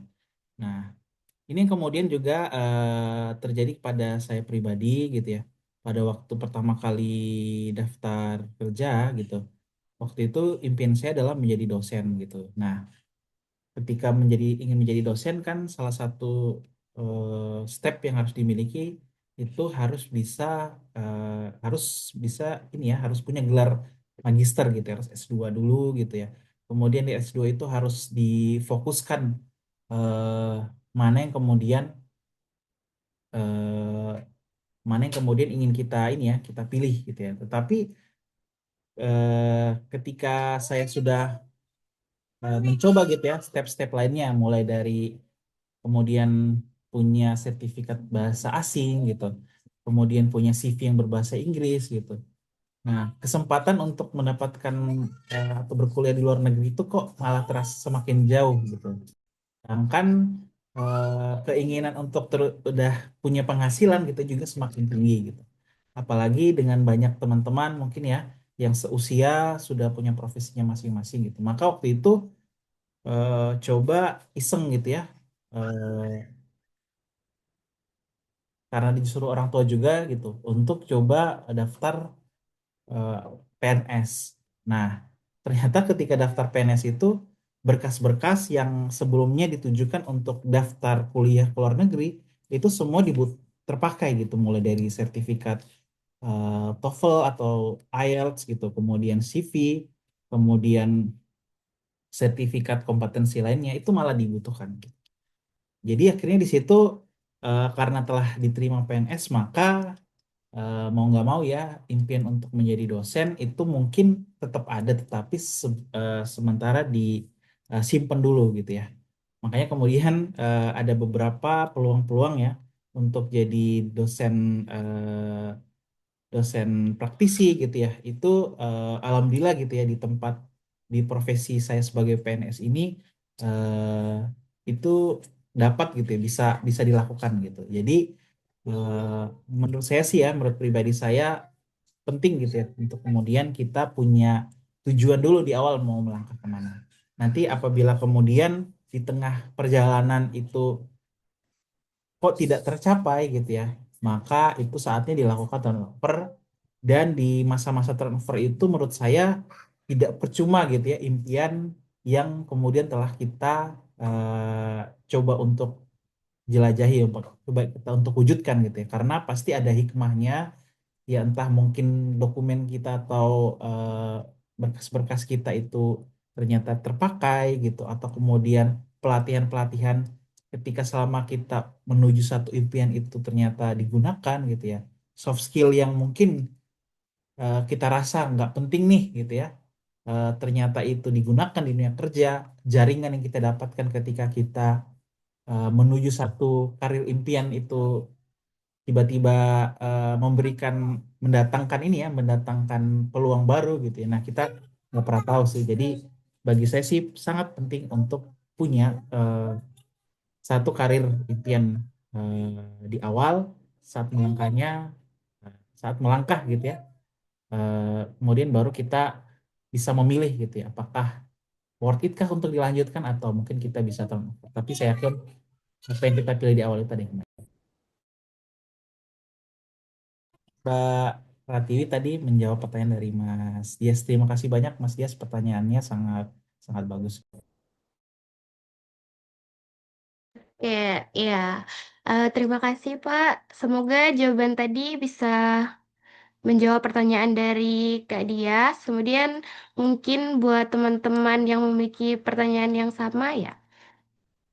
Ini ada pertanyaan juga dari mana nih? Sebelumnya ada Kak Maharani yang raise hand. Kemudian juga ada di kolom komentar dari AA. Pak mau jawab dikumpulkan pertanyaan dulu atau bagaimana Pak? Boleh mungkin yang raise hand dulu mungkin. Oh iya, baik. Dipersilakan buat Ibu untuk menyampaikan pertanyaannya. Oke, baik. Sebelumnya terima kasih banyak Mas Adit atas insight-nya. Masya Allah, hari ini jadi terima banyak eh, pengetahuan baru. Jadi begini Mas Adit, mungkin di sini ini kita semua masih sementara berkuliah S1. Terus mungkin di dalamnya itu kami masih memilih untuk masuk di prodi yang mungkin bukan jadi pilihan kami begitu, tapi pilihan kedua orang tua kami karena mungkin beasiswa orang tua ya Mas Adit ya, bukan beasiswa kami. Jadi memang benar-benar pilihan kami sendiri ya. Tentunya pasti berbeda dengan cita-cita yang diinginkan waktu masih kecil, bahkan mungkin waktu masih SMA, mungkin cita-citanya pengen jadi dokter, ya kodorola masuk jurusan akuntansi, begitu. Jadi pasti sangat berbeda, Mas. Nah, kalau dari Mas Adit sendiri, sebenarnya untuk karir pet sendiri udah pernah dijelaskan sama Mas Ence, tapi kan kalau dari kata Mas Ade tadi, eh kalau kita bekerja dengan sesuai dengan yang kita suka, itu lebih enak kan. Nah, kita sebagai mahasiswa S1 yang salah prodi yang sampai hari ini pun terpaksa ya, atau ikut orang tua saja untuk menjalani ini semua agar tidak ada kekecewaan dari beliau. Jadi ya ikut saja. Jadi menurut Mas Adit, gimana nanti ke depannya begitu masalah karir? Terus yang kedua, sebagai seorang perempuan ya Mas, eh pasti kan kalau orang tua ya, apalagi kita masih ada di daerah kabupaten yang jujur masih budayanya itu masih terfikirkan bahwa perempuan itu sekolahnya tidak perlu tinggi-tinggi, pekerjaannya juga tidak perlu tinggi-tinggi, nanti nggak nikah begitu, nanti laki-laki takut ya melamar dan sebagainya, sehingga tertentu, ada kayak misalnya mau melanjutkan ke doktoral, jadinya nanti, oh ini nanti sudah tidak ada yang mau ngelamar, terus misalnya mau ngambil pekerjaan yang lebih tinggi lagi, which is kayak manager, jadi juga takut karena nanti ada statement seperti itu dari orang tua begitu. Nah, nah dari Mas Adit sendiri gimana? Apakah kalau kata Mas Ence sih kemarin jawabannya kayak apa yang datang di luar begitu. Kalau yang datang di luar adalah S3 ya udah S3. Tapi kalau yang datang di luar itu adalah ya partner hidup ya berarti itu yang di luar. Tapi mungkin yang tidak terjawab dari Mas Ence kalau tidak datang kedua-duanya begitu. Jadi apa yang harus dilakukan begitu Mas? Apalagi eh zaman sekarang kan Mas kita tuh karena sebagai Gen Z, as a Gen Z kalau misalnya tidak suka dengan pekerjaan itu ya sudah resign begitu dan mencari pekerjaan baru lagi sehingga kita tuh dikenal dengan ya pemalas dan sebagainya. Padahal kalau ditanya kita ngerjain kok sesuai deadline yang diberikan begitu. Kalau dari Mas Adit sendiri gimana? Terima kasih Mas. Mohon maaf ya. Baik, terima kasih Mama Rani. Pertanyaannya luar biasa. Izin menjawab ya Mbak Pratiwi selaku moderator. Eh, yang pertama tadi ya terkait pilihan jurusan yang tidak sesuai mungkin dengan keinginan hati, kemudian tetap dilaksanakan, dilanjutkan karena ingin menghormati ya pilihan orang tua gitu ya. Jadi mungkin berbeda dengan orang lainnya mungkin ya kalau saya pribadi memang orang tua itu eh, menyerahkan ya kepercayaan kepada saya pribadi untuk memilih jurusan mana yang kemudian ingin saya masuki ketika pertama kali memilih jalur kuliah gitu. Dan itu juga sebenarnya menjadi beban yang berat gitu karena pilihan itu juga harus bisa menjawab eh, harapan gitu ya dan tuntutan dari mereka gitu ya selaku pemberi beasiswa gitu.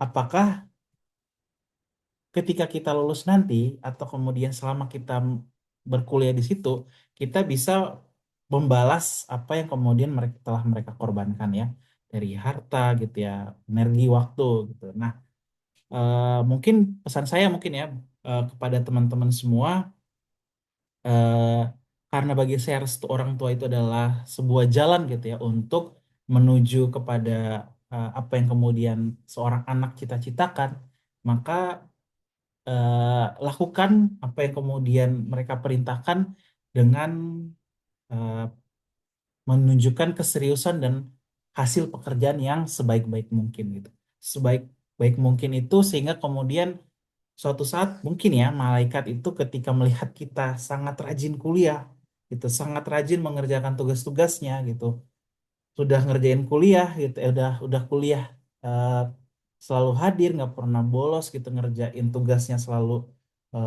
tepat waktu gitu ya. Ditambah lagi mungkin kita eh, apa ya bahasanya membawa hasil kuliah atau eh, hasil ini kita tadi ya, hasil tugas-tugas kuliah kita ke podium-podium internasional gitu ya. Kita bawa ke kompetisi internasional gitu. Nah, berarti kan di situ ada sebuah kepercayaan yang telah kita bayar ditambah dengan effort yang kita lakukan gitu. Nah, saya yakin sih ya, saya pribadi meyakini bahwa eh, di situ orang tua kita pasti akan sangat bangga dan juga pasti akan sangat mendoakan gitu bahwa semoga apa yang dilakukan oleh anak saya ini gitu ya benar-benar bisa menjadi sebuah jalan pembuka bagi karir yang diimpikan gitu. Nah, bagi saya sih meskipun gitu ya di tengah jalan mungkin pekerjaan yang diperintahkan gitu ya oleh orang tua saya pada waktu itu gitu tidak sesuai dengan kata hati saya untuk menjadi seorang dosen, tapi karena dengan kesungguhan, dengan effort yang mungkin lebih besar gitu ya, dan tidak hanya berpikiran secara ini Mbak ya, secara biasa-biasa saja gitu ya. Maka kemudian dari situ melahirkan banyak peluang-peluang baru gitu, dan ketika saya ingin masuk ke peluang tersebut ya, peluang baru tersebut, dan orang tua alhamdulillah karena telah melihat kesungguhan tersebut gitu ya jadi lebih mudah, jadi lebih mengikhlaskan gitu ya. Bahkan ketika membutuhkan biaya yang lebih gitu ya untuk hal tersebut gitu, orang tua juga malah rela untuk berkorban mengeluarkan biaya yang lebih.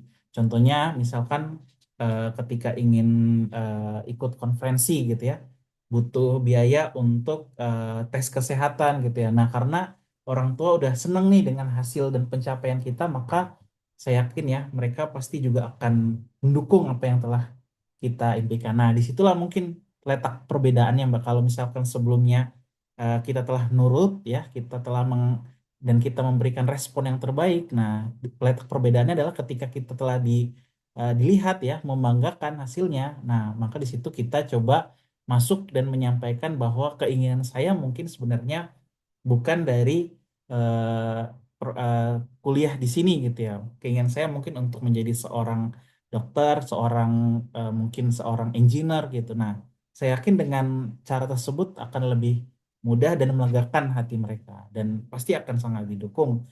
Dan ketika kemudian kita telah berada di posisi yang kita inginkan, nah kita harus juga memberikan sesuatu yang lebih gitu ya, memberikan sesuatu yang lebih lagi gitu ya, memberikan eh, sebuah dampak yang terbaik gitu ya. Eh, Sehingga kemudian orang tua kita juga akan akhirnya nanti akan, wah ternyata pilihan anak saya eh, benar ya, eh, baik ya gitu ya. Nah, itu mungkin yang perlu kita sama-sama coba wujudkan gitu. Dan karena saya meyakini sih ya, doa orang tua adalah senjata paling baik ya. Dan ketika doa orang tua itu ya, itu ditambah dengan eh, sebuah effort yang tinggi, saya yakin sih di situ pasti ada malaikat ya yang hadir kemudian mendoakan, ikut mendoakan juga gitu bahwa di sini telah hadir seorang anak ya yang berkuliah di jurusan ini yang menunjukkan kesungguhannya untuk kemudian kuliah, untuk bekerja ya, mengerjakan tugas gitu. Dan ketika kemudian doa-doa tersebut telah sampai kepada malaikat yang diaminkan mungkin ya oleh sebanyak mungkin gitu ya makhluk di semesta alam yang mungkin kita bisa lihat gitu. Saya yakin pasti banyak sekali gitu ya hal-hal baik yang kita dapatkan dari eh, mungkin ya mengikuti apa yang telah disampaikan atau perintah yang telah disampaikan oleh kita tersebut. Jadi tetap positif aja sih, tetap berikan yang selalu berikan hal-hal yang terbaik sesuai kemampuan kita. Kemudian yang kedua Mbak ya, terkait tadi ya apakah kita memilih karir, memilih melanjutkan studi ke jenjang yang lebih tinggi atau menunggu kemudian jenjang kehidupan selanjutnya ya, bisa saya katakan di sini adalah menikah gitu. Nah, bagi saya segala sesuatunya itu eh, harus diperjuangkan ya. Dan cara memperjuangkan yang paling terbaik itu adalah dengan dijemput gitu. Artinya apabila kemudian ya kita ingin berkuliah gitu ya, tetapi kita mungkin takut untuk nggak ada jodoh gitu ya, maka ya berarti pilihannya adalah kita mencari orang yang kemudian mungkin punya pemikiran eh, untuk bisa ini ya, untuk bisa mendukung gitu, mensupport kita untuk melanjutkan kuliah. Dan caranya gimana ya? Caranya apabila kita ketemu satu sosok gitu ya, ya jangan jangan sungkan atau jangan takut gitu ya, tunjukkan bahwa Anda adalah calon eh, calon saya gitu ya, calon terbaik saya gitu ya. Mungkin pendekatannya bisa disesuaikan gitu ya. Tapi saya yakin ya dengan berkembangnya teknologi zaman sekarang mungkin pasti akan lebih mudah untuk menemukan lebih apa ya, lebih bisa ya kita kemudian untuk melakukan hal tersebut gitu ya, atau mungkin minta bantuan orang lain menyampaikan bahwa kita pengen nikah dulu gitu ya, kemudian baru ingin melanjutkan studi. Dan saya yakin orang itu sangat mendukung saya untuk melanjutkan mungkin kuliah saya gitu. Jadi eh, intinya sih harus dijemput ya, bahkan harus dikejar gitu ya. Mana yang menjadi prioritas kita gitu ya. Kalau menunggu mungkin teorinya sama tadi yang seperti disampaikan Mas Ince gitu, menunggu mana yang datang. Tetapi kalau sudah menunggu tidak hadir keduanya, maka solusinya ya kita harus memberanikan diri ya, membuka eh, membuka mindset kita ya, kemudian tentukan satu orang yang kemudian mungkin ya kita merasa dia cocok ya dengan profil kita, baru kita sampaikan. Begitupun juga ketika kemudian kita merasa bahwa wah ternyata jauh nih ya ketika kita sudah menyampaikan pernyataan kita, perasaan kita, tapi kok saya jauh gitu ya. Ya udah berarti mungkin itu salah satu petunjuk untuk kita bisa mengejar ke langkah selanjutnya. Langkah misalkan di doktoral gitu ya. Nah, ya saran saya sih jangan pernah takut gitu ya. Bisa jadi mungkin di langkah doktoral itu ternyata kita menemukan orang yang kita cari, dan bisa jadi orang yang kita cari itu memang tingkatnya doktoral gitu, sehingga biar disamakan ya sekufu atau setara, maka ya kita harus doktoral dulu gitu. Jadi memang itu masuk ke ranah rahasia Allah ya, tetapi yang bisa kita lakukan sih hanya ikhtiar dan doa gitu ya untuk bisa mencapai, dan ikhtiarnya mungkin mencapai sesuatu yang luar biasa itu tidak bisa kita lakukan dengan ikhtiar yang biasa-biasa saja, tetapi butuh sesuatu yang tidak biasa, dan mungkin saran-saran saya tadi ya sedikit tidak biasa, semoga tapi semoga bisa memberikan perspektif lainnya seperti itu sih mungkin Mbak Mata. Terima kasih atas insight pertanyaannya. Saya kembalikan kepada Mbak Pratiwi selaku moderator.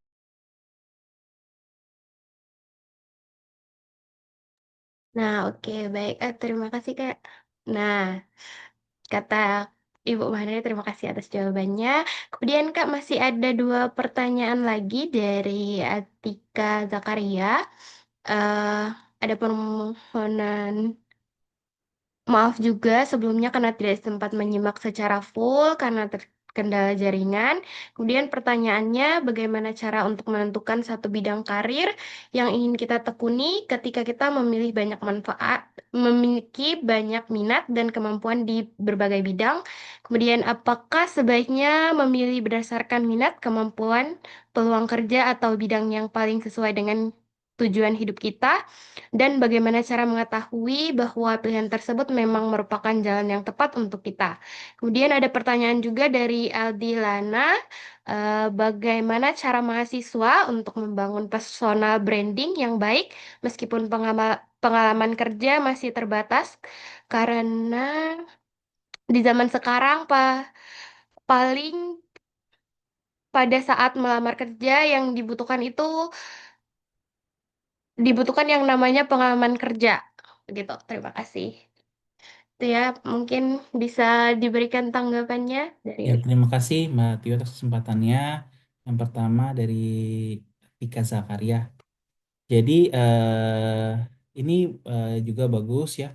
Bagaimana kita menentukan satu bidang karir yang ingin kita tekuni. Nah, teori saya, Mbak Tika, kita tidak bisa berdiri sendiri ya. Maksudnya jurusan saya itu yang kemudian bisa saya jadikan sebagai satu bidang karir yang ingin saya tekuni. Nah, kita harus juga di situ menambahkan satu tadi yang saya sampaikan, karya yang menjadi passion kita gitu. Nah, apabila kita bisa menambahkan unsur passion dan kemudian itu ternyata bernilai value, maksudnya itu di mata orang itu dia bersedia untuk mengeluarkan uang ya untuk bisa mendapatkan jasa dari kita. Nah, maka itu bisa kita katakan sebagai salah satu bidang karir yang perlu kita tekuni gitu. Misalkan eh, kita sangat jago dalam bahasa Inggris ya, kemudian eh, ada orang gitu yang datang untuk meminta bantuan kita mengajarkan dia bahasa Inggris. Nah, dia berrela memberikan biaya untuk atas jasa tersebut. Nah, maka saya rasa itu adalah sebuah bidang ya yang mungkin sesuai dengan skill kita yang bisa kemudian kita coba untuk tekuni. Nah, mungkin dari situ kita bisa buka berbagai institusi pelatihan bahasa gitu ya, yang nantinya mungkin bisa semakin besar. Yang sekarang mungkin saya lihat banyak sekali ya institusi penyedia layanan mengajar ya untuk mengajarkan bahasa asing gitu ya. Atau kemudian tadi yang saya sampaikan, ternyata kita suka nulis paper gitu, dan paper kita yang kita masukin ke sebuah apa namanya, sebuah konferensi diterima. Nah, bisa jadi di situ sebenarnya bidang karir yang perlu kita tekuni. Jadi harus dibarengi dengan cari passion yang sesuai dengan kita. Atau mungkin kita suka desain. Nah, ketika suka desain tersebut, ternyata desain kita banyak yang eh, rela untuk membayar gitu ya. Maka kita bisa mungkin mencari perusahaan agensi gitu ya, yang mungkin eh, apa namanya bisa dikatakan pressure-nya lebih nggak terlalu tinggi ya gitu ya. Nah, coba kita lamar. Nah, apakah kemudian bidang tersebut sesuai dengan kita gitu. Nah, pilihan terakhir sih, pilihan terakhir ya, memang eh, kalau boleh saya katakan sih menjadi PNS atau P3K itu salah satu pilihan karir yang dia sangat relate ya dengan semua bidang, tetapi kemampuan kita bekerja di dalamnya atau beradaptasi atau membangun karir untuk bisa mencapai posisi yang tinggi itu tergantung dengan skill kita. Jadi mungkin kalau belum menemukan ya bisa secara umum dulu ya cari-cari instansinya ya mungkin di pemerintahan atau mungkin di perusahaan swasta kalau memang itu bernilai value ya berbayar ada yang mau bayar nah maka itu mungkin bisa kita jadikan peluang untuk bisa sebagai karir dengan impian yang kita inginkan gitu. Mungkin itu ya Mbak Atika atas pertanyaannya. Terakhir mungkin dari Mas Aldi Lana. Bagaimana cara mahasiswa membangun personal branding yang baik meskipun pengalaman kerja masih terbatas karena kan di zaman sekarang ini pada saat melamar kerja paling dibutuhkan namanya pengalaman kerja ya. Nah, jadi eh, untuk bisa membuktikan kemampuan kita, kualifikasi atau kualitas kita pada sebuah pekerjaan itu tentu harus ada sertifikat. Nah, olehnya itu bagi saya penting untuk kita mempunyai sertifikat keahlian, sertifikat kompetensi. Nah, itu yang kemudian menjadi jawaban atas pengalaman kita gitu. Meskipun kita mungkin belum berpengalaman, tetapi kita sudah pegang lisensinya, kita sudah pegang sertifikasinya. Dari situ kemudian saya yakin sih bahkan banyak terbuka peluang-peluang ya yang kemudian bisa memudahkan kita untuk mengejar karirnya gitu. Nah, kalau untuk membangun personal branding itu memang eh, dengan pemanfaatan media sosial ya. Jadi coba aja gitu ya, coba satu konten yang mungkin ya konten itu kita latih secara konsisten. Nah kita lihat gimana respon orang gitu ya. Nah bisa jadi di awal-awal itu menemukan persona itu kan memang agak agak waktunya panjang dan butuh konsisten gitu ya.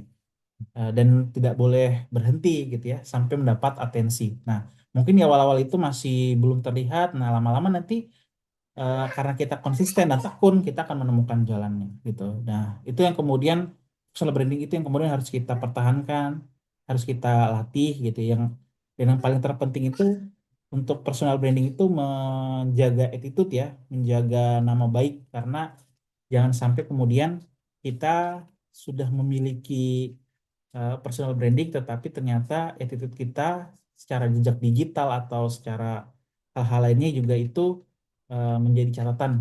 Akhirnya kemudian kita bisa jadi hilang atau rusak gitu. Dan yang kedua mungkin harus nyari mentor ya. Karena mentor itu adalah salah satu langkah kita untuk bisa memotong ya jalan pintas kita untuk memotong panjangnya waktu untuk kita mungkin ya waktu kita terbatas kan ya untuk bisa punya pengalaman dengan adanya mentoring dengan adanya mentor gitu ya yang bisa jadi nanti kita akan mendapatkan rekomendasi dia gitu jadi rekomendasi mentor itu sangat-sangat memudahkan untuk kita bisa mendapatkan membangun personal gitu mendapatkan karir tanpa harus di apa namanya harus di justifikasi lagi dengan namanya pengalaman kerja. Jadi mulai dari sekarang ya tentukan siapa mentor gitu ya, siapa orang yang ingin kita dekati gitu ya, entah itu dosen atau tokoh ya, tokoh masyarakat atau kemudian senior kita gitu ya, dekati dan sampaikan saya ingin minta referensi Mas, Mbak, Bapak atau Ibu untuk kemudian karir saya ke depan. Nah, saya yakin mereka pasti akan terbuka gitu ya dan akan menanyakan pengen jadi apa, misalkan pengen jadi dosen gitu. Nah, berarti nanti langkah selanjutnya kan akan ada pertemuan-pertemuan berikutnya. Oh, mulai menyusun petnya dari sini, dari sini gitu. Atau mungkin ingin menjadi PNS, nah siapa yang kemudian kita akan dekati, nah mulai menyusun pet karirnya dari situ. Seperti itu sih ya mungkin Mas Aldi ya, Mas Aldi. Saya kembalikan ke Mbak Tiri selaku moderator. Terima kasih teman-teman semua. Oke, baik. Mungkin sudah cukup juga ya pertanyaannya, teman-teman, karena waktu kita juga semakin terbatas. Kita akan sampai ke penghujung sesi tanya jawab. Terima kasih kepada Pak Aditya dan seluruh jawaban yang diberikan dari pengalaman dan insight yang telah dibagikan kepada kita semua pada malam hari ini. Tentunya terima kasih juga kepada teman-teman yang telah berpartisipasi dan menyampaikan pertanyaan. Kemudian, saya ingin mengingatkan kepada teman-teman yang belum mengisi daftar hadir, silakan mengisinya melalui link yang telah diberikan di kolom komentar. Bagi teman-teman yang sudah mengisi, terima kasih. Dan untuk yang belum, jangan sampai lupa, karena daftar hadir ini nantinya juga akan berkaitan dengan sertifikat yang akan diberikan kepada peserta. Eh, Sebelum kita mengakhiri acara, kami ingin mengucapkan sekali lagi terima kasih yang sebesar-besarnya kepada Bapak Aditya Arjanggi ST yang telah meluangkan waktu untuk hadir dan berbagi ilmu, pengalaman, dan juga inspirasi kepada kita semua. Tentunya kehadiran Pak Aditya pada malam hari ini menjadi kesempatan yang sangat berharga bagi kita untuk belajar langsung dari perjalanan dan pengalaman beliau. Eh, kita berikan apresiasi yang sebesar-besarnya untuk Pak Aditya. Kemudian, sebelum melanjutkan kepada sesi pemberian sertifikat, kita akan mendengarkan terlebih dahulu penyampaian dari Ibu Maharani, eh, selaku dosen dari Fakultas Ekonomi dan Bisnis Universitas Muhammadiyah Lubuk. Kepada Ibu, dipersilahkan. Baik, Bismillahirrahmanirrahim. Sebenarnya ini mau include aja pas pemberian sertifikat, jadi bisa di-share screen. eh Mas Zakir, sebelumnya yang terhormat Bapak Aditya atau Mas Adit, sebagai bentuk apresiasi tertinggi, saya mewakili Dekan Fakultas Ekonomi dan tentunya sekaligus Direktur Study First Center. Kami haturkan terima kasih yang sebesar-besarnya Bapak Matur Nuwun atas ilmu dan pemaparan luar biasa yang telah Mas Adit bagikan pada hari ini. Sebelumnya mohon maaf ya Mas Adit, kamera saya matikan karena di tempat saya ini wifi-nya bermasalah begitu. Perkenankan kami dari Fakultas Ekonomi dan Bisnis sekaligus Studi First Center menyerahkan sertifikat penghargaan ini sebagai simbol rasa terima kasih kami. Sebelumnya juga permohonan maaf Mas yang mendalam dari Pak Dekan. Awalnya memang beliau sudah berjanji untuk hadir ya Mas Adi, tapi kodorola Mas karena ada ujian eh, tutup S2 dan dikejar juga dengan waktu pembayaran SPP, maka dengan ini harus diselesaikan malam ini juga begitu ujiannya dan beliau menjadi penguji begitu. Eh, dari beliau sendiri mengapresiasi Mas. Salam hormat dari beliau serta ucapan terima kasih yang mendalam atas kontribusi berharga Mas Adit dalam menyukseskan acara hari ini. Semoga bisa terjalin kerjasama ke depannya Mas ya, Ya. karena Mas Adit ini ketua MITI Pro ya, dan saya masih MITI mahasiswa. Tapi Oh, insya Allah juga iya, iya, iya. uh, Siap, siap. akan ada kolaborasi dengan teman-teman Scholar Space bisa jadi di bawah naungan dari MITI MITI KM. Terima kasih banyak ya Mas. Syukuran jazakallah khair. Semoga Allah membalas kebaikan Mas Adit. Saya kembalikan ke moderator. Baik, nah selanjutnya kita pada masuk pada sesi dokumentasi. Kepada teman-teman yang ada, eh, dimohon untuk menyalakan kamera dan bersiap untuk sesi dokumentasi. siapkan senyum terbaiknya, teman-teman. Kak Zakir mungkin boleh dibantu atau teman-teman yang lain untuk di screenshot sebagai dokumentasinya. Boleh. Nah, oke, bisa dihitung ya. 1, 2, 3. 1, 2, 3. Oke, mungkin.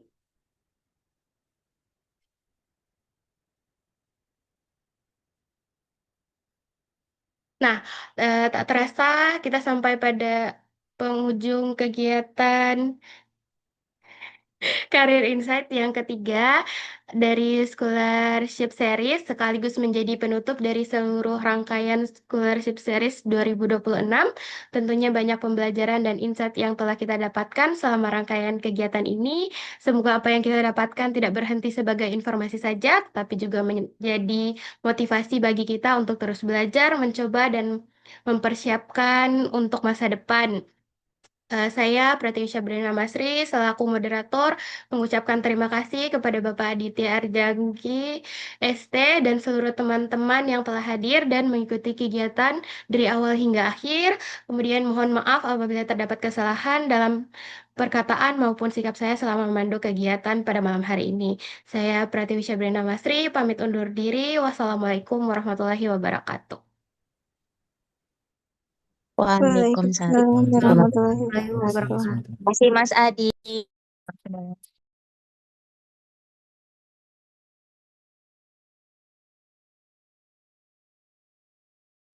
Yang sudah bisa end meeting Mas Zakir.